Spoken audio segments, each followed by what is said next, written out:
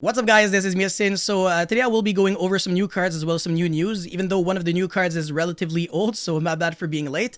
But before we go any further, I wanted to briefly cover what happened at YCS Las Vegas, which is a 3v3. It was won by Jesse, Dominic Couch, as well as Mike Albany, so huge congrats to you guys. So 2 Pure Raziel as well as 1 Fiendsmith Raziel, and the Pure Raziel were on the 7 Tachyon as well as the Shark Engine, which is very interesting because a lot of the high-level players right now, they're not even playing 7 Tachyon. They're like, oh, we still have 3x, 3 Bonfire, and we can play Desire, so we're just going to do that and then play more non-engine. However, the main thing that I wanted to talk about in this video was the fact that the pricing is so incredibly bad that Jesse's tweet kind of went semi-viral in the Twitter community, or I don't even know because I don't have Twitter. But basically, he posted a picture or something and said that the pricing is so bad that he basically just left it on the table for someone to pick up. They're really big, they're really hard to like transport back home, so yeah, a lot of YouTubers have been making videos lately of how dog shit the pricing is from Konami's side. And honestly, I do agree, you know, the pricing is really bad and they could be doing infinitely better. Like, for example, instead of having super useless price cards like the normal monsters that really just serve no purpose at all, they could be doing alternative arts of like, I don't know, Ash, Imperm, and then say, you know, YCS Champion on them, so it's worth like a decent amount of money. It always sells. Whereas like another Versolaria doesn't really sell too much. Like, I don't know. I feel like every single time you go to an event, you lose money because of the flight, the hotels and stuff like that, whereas other games like One Piece, you make your money back at the very least when you do relatively well. Maybe the pricing should be getting better. You let me know in the comment section. Let's get into these news actually. The first one is a new set that we're going to be getting in the OCG, so June 20th, Tactical-Try, and we have absolutely no information about it other than the fact that it's going to contain 3 new themes. And yeah, that's it. Maybe it's going to be like Raziel, Malice 2.0, or like Yummy, K9, and Dragon Tail 2.0. Because every single time we get to these sets, it's always pretty nice. So yeah, we have absolutely no idea what it's going to be though. But yeah, we're eventually going to have some more information. And then after that, we have a new Link monster. I was going to say Link 1. It's most likely going to be a Link 1 because it only has 1 arrow pointing down.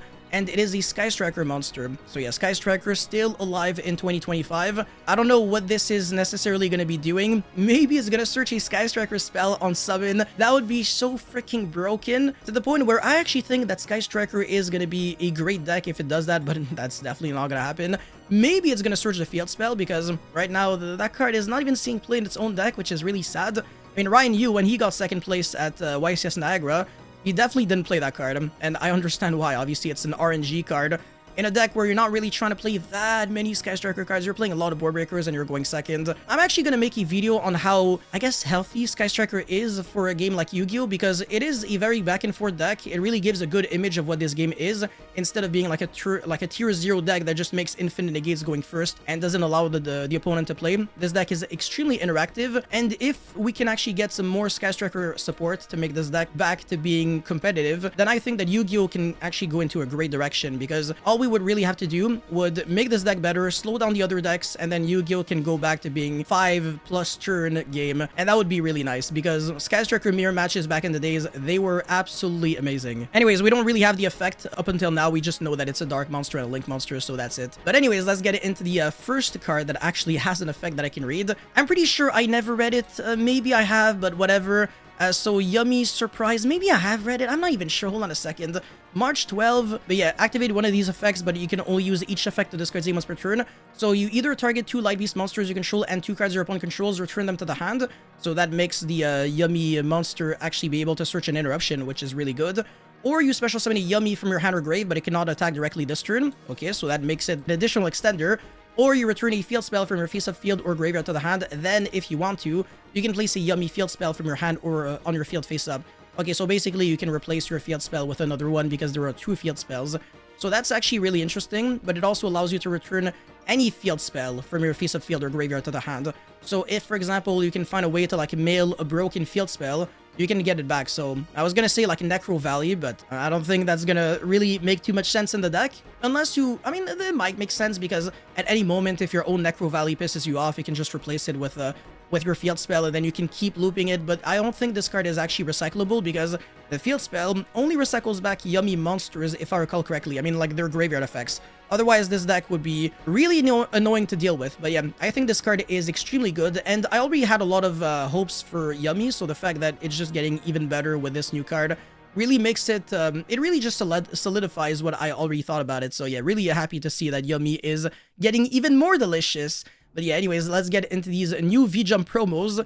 We have absolutely no idea when we're going to be getting them, but probably in 10 billion years. Okay, so this one is Moon Magician, level 4 Light Spellcaster. Okay, you can only special summon with the first effect once per turn, and you can only use the second effect once per turn. If your opponent controls an Xyz monster, you can special summon this card from your hand. Why? I don't know. And if this card is normal or special summon, you can target a level 4 light monster in your grave, except itself special summon it, but its effects are negated. This card doesn't really do much of anything. It's a monster reborn, but that's it. And I don't know, yeah, it just, it could have been a little better. Yeah, it just feels like it's the kind of card that we could have had in like 2015, and it would have been very fine. So I don't know, and the fact that your opponent has to have an Xyz monster, it's too slow. Yeah, obviously, like, Brazial Detonator will always make this card live, but then what are you doing? Like, you special summon this card, and then it's not even like it does anything right away. Like, on its own, it does nothing, so I'm not a super big fan, but whatever. Moon Gardener, level 4 Light Spellcaster again. Same restriction. If your opponent controls 2 or more monsters, you can special summon this card from your hand. Again, this is very similar to like card design that we used to have like 10 years ago, you know, with Performage Hat Tricker. But this is probably even worse. I don't know. And if this card is normal special summon and your opponent controls a monster, okay, wow, you can target a level 4 light monster in your grave, except itself added to your hand. I don't understand why these cards have to be printed in 2025 with like 2015 like effects. These cards are just so bad. My god, it's just, there's no applications for them. Really none. Like, if you go first with any of these cards, you're doing nothing. And even if you go second, like, you're gonna special summon this, and then special summon this, and then you're gonna miss out on both of these effects because you're not gonna have a level 4 light monster right away.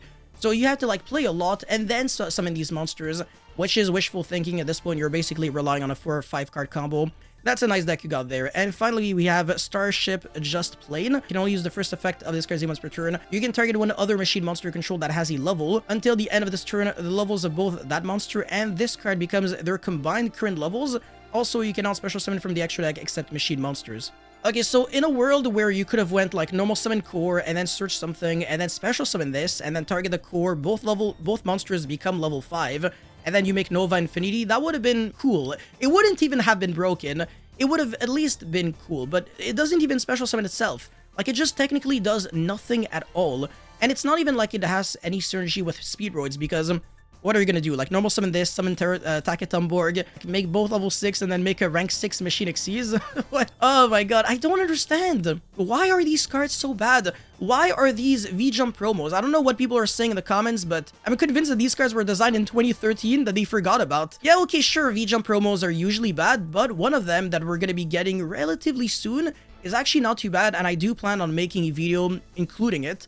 But again, V-Jump promos, bro, sometimes we take way too long to get them. Actually, some of them we still don't have. But yeah, no, I really do agree with that guy, actually, in his comment. These cards really set us back like 10, 15 years ago, because these are some of the worst effects I have ever read for modern card designs. Especially for cards that take up like V-Jump slots. Complete garbage. It's nothing compared to this beautiful, delicious, yummy card. But yeah, you guys let me know how you feel about not only these horrendous cards, but also the yummy, the Sky Striker potential effect that it could have. Maybe it's gonna search a field spell, maybe it's gonna search a Sky Striker spell from deck to hand, maybe it's gonna... No, it can't mail. It could revive, maybe, I'm not sure. That could make sense. Actually, it wouldn't even be like that broken. Revive back a Sky Striker level 4 monster from a grave. That would actually low-key be kind of fine, as long as it's not like a Link monster.